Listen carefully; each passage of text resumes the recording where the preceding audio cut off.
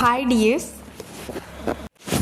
ജീവിതം വിജയിക്കണം എന്നുണ്ടെങ്കിൽ നമ്മളാണെങ്കിൽ നമുക്ക് നെഗറ്റീവ് തരുന്ന ആൾക്കാരുടെ ഇടയിൽ നിന്ന് മാറി നിൽക്കുക, മാറി ജീവിക്കുക. നമ്മുടെ ജീവിതം നമ്മൾ തന്നെയാണ് ജീവിച്ചു തീർക്കേണ്ടത്.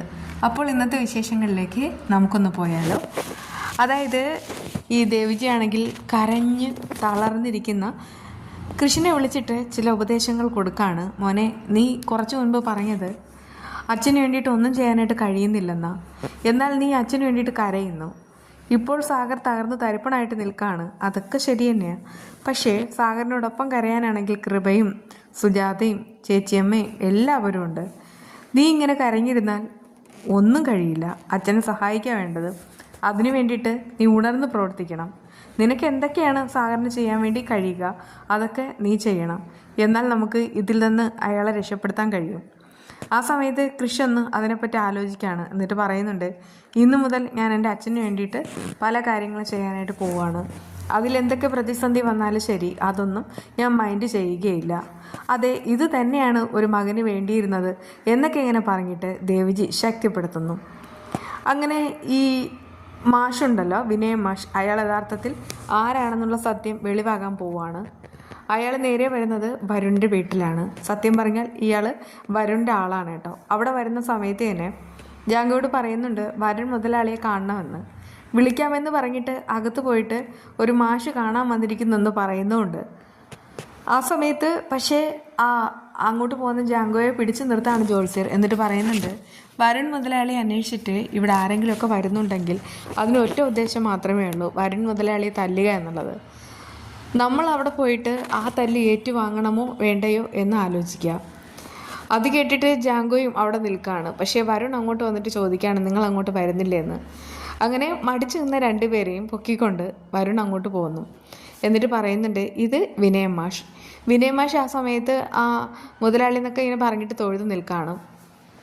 എന്നാലേ കാര്യങ്ങളൊക്കെ എന്തായി എന്നിങ്ങനെ ചോദിക്കുന്നുണ്ട്. ശാന്തയും പിന്നെ സുലോചനെ, ഞാൻ പറഞ്ഞാൽ എന്തും അനുസരിക്കും. മുതലാളി എന്ത് വേണമെന്ന് പറഞ്ഞാൽ മതി, അതുപോലെ തന്നെ ഞാൻ അനുസരിപ്പിക്കാം എന്ന് പറയാണ്.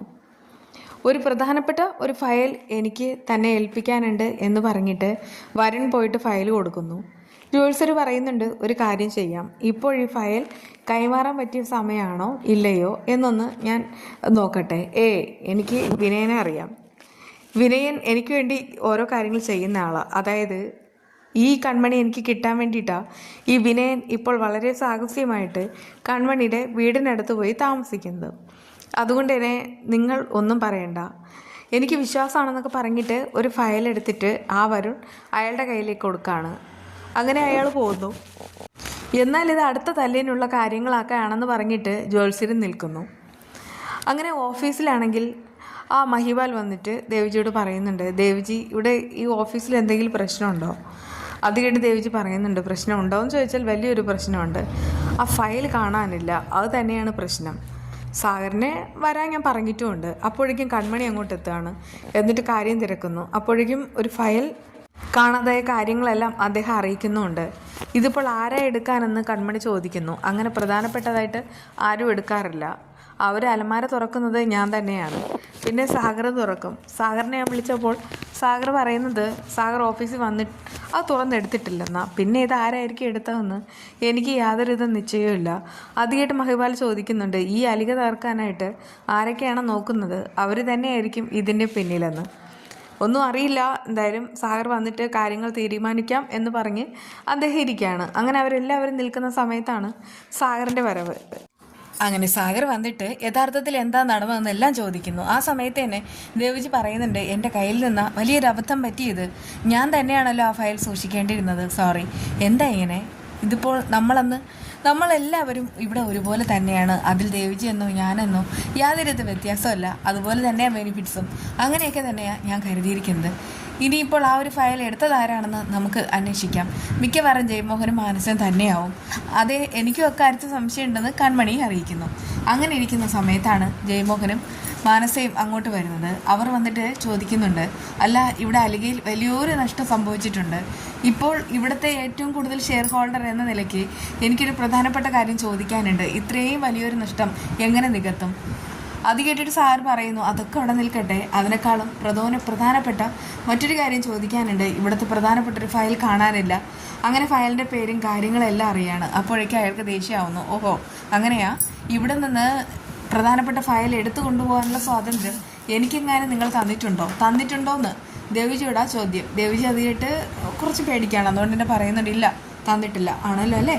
എനിക്കോ എൻ്റെ മകൾക്കോ ഇവിടെ നിന്ന് അങ്ങനെ ഒരു ഫയൽ എടുത്തുകൊണ്ട് പോയി വീട്ടിൽ പഠിക്കേണ്ട ഭ്രാന്തും ഇല്ല. അതുകൊണ്ടൊക്കെ പറയാണ്, ഇത് മറ്റാരും എടുത്തതാണ്, ഞങ്ങളെ വെറുതെ കരിവാക്കുക ചെയ്യണേ.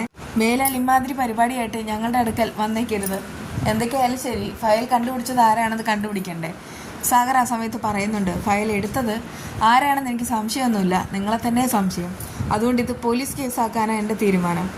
ശരി, ഞങ്ങളുടെ വീട്ടിൽ പോലീസുകാരെ അയക്കാനാണ് സാഗറിൻ്റെ തീരുമാനമെങ്കിൽ അത് അങ്ങനെ തന്നെ ആയിക്കോട്ടെ എന്ന് ജയമോഹൻ പറയുന്നു. അതെ, ഇതുവരെ അങ്ങനെയല്ലായിരുന്നു, പക്ഷേ എനിക്ക് സംശയമുള്ള സ്ഥിതിക്ക് പോലീസുകാരെ വിളിക്കുകയും ചെയ്യും, നിങ്ങളുടെ വീട്ടിലേക്ക് ഞാൻ പോലീസുകാരെ അയക്കുകയും ചെയ്തു. ഇത് തന്നെ സാഗറിൻ്റെ തീരുമാനം. ഇത്രയും പറഞ്ഞിട്ട് സാഗർ നിൽക്കുമ്പോൾ അവർ പോവുകയാണ് കേട്ടോ.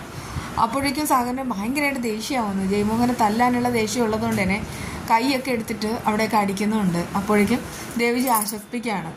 സുലോചന ഓരോന്ന് പറയാൻ വേണ്ടിയിട്ട് നേരെ വരുന്നത് വിനയ സാറിൻ്റെ വീട്ടിലേക്ക്. അവിടെ വരുന്ന സമയത്ത് ചുറ്റും നോക്കുന്നു, അയാളെ കാണുന്നേ ഇല്ല. പെട്ടെന്ന് അയാൾ മാനത്ത് നിന്ന് പൊട്ടി മുളച്ചതുപോലെ അങ്ങോട്ട് വരുന്നു. സാർ ഇവിടെ നിൽക്കുന്നുണ്ടായിരുന്നു എന്ന് ചോദിക്കുമ്പോൾ, അല്ല, 5 മിനിറ്റ് മുൻപ് എനിക്കൊരു ബോധോദയം ഉണ്ടായി.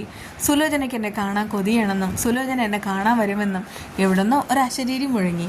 അതുകൊണ്ടാണ് ഞാനിവിടെ സുലോചനയ്ക്കായി കാത്തിരുന്നത്. ഇതൊക്കെ കേൾക്കുമ്പോൾ സുലോചനയ്ക്ക് ഭയങ്കരമായിട്ട് സന്തോഷമാവാണ് കേട്ടോ. ആ സമയത്ത് വിനയൻ സാർ പറയുന്നുണ്ട്, അല്ല പിന്നെ എനിക്കാണെങ്കിൽ ഒരു ഫോട്ടോ തരാമോ? വേറൊന്നിനല്ല, എനിക്ക് എൻ്റെ അമ്മയെ കാണിക്കാനാ.